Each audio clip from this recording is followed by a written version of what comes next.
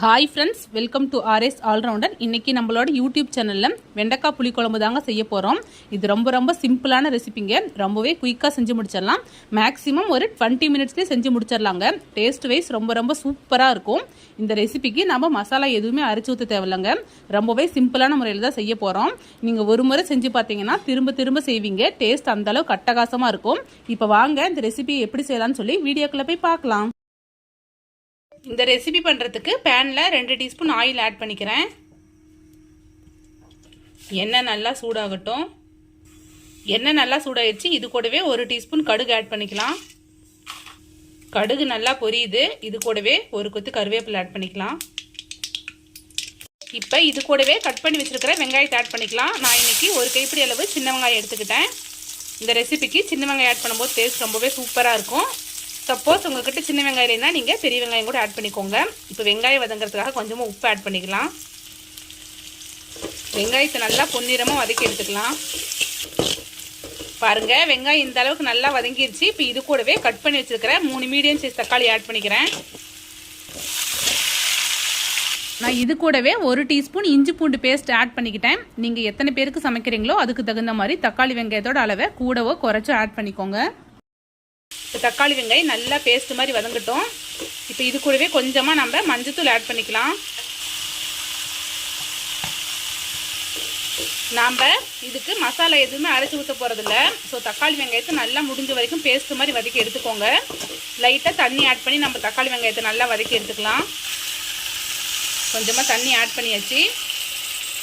இப்போ தக்காளி வெங்காயம் நல்லா பேஸ்ட் மாதிரி வதங்கட்டும். பாருங்க, தக்காளி வெங்காயம் இந்த அளவுக்கு பேஸ்ட் மாதிரி வதங்கிருச்சு. இப்போ கட் பண்ணி வச்சுருக்கிற வெண்டைக்காய் ஆட் பண்ணிக்கலாம். நான் ஒரு 150 கிராம் வெண்டைக்காயை கட் பண்ணி எடுத்துக்கிட்டேன். அதை ஆட் பண்ணிட்டேன். இப்போ இது கூடவே ஒரு சின்ன நெல்லிக்காய் சைஸ் புளியை கரைச்சி எடுத்து வச்சுருக்கிறேங்க. அந்த புளி கரைசல் இது கூட ஆட் பண்ணிக்கலாம்.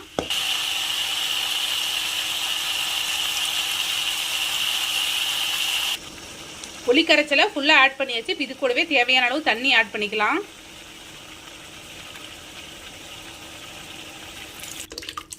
காய் வேகிறதுக்கு தேவையான அளவு தண்ணி ஆட் பண்ணிக்கிட்டேன். இப்போ இது கூடவே நம்ம சாம்பார் பொடி ஆட் பண்ணிக்கலாம்.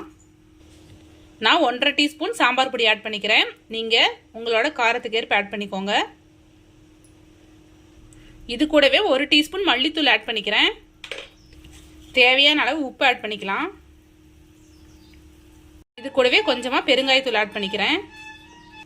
நல்லா மிக்ஸ் பண்ணி விட்டுட்டு நம்ம காயை நல்லா வேக வச்சு எடுத்துக்கலாம். உங்களுக்கு இந்த புளிக்குழம்பு எந்த அளவுக்கு வேணுமோ அதுக்கு தகுந்த மாதிரி நீங்கள் நல்லா சுண்ட விட்டு எடுத்துக்கோங்க.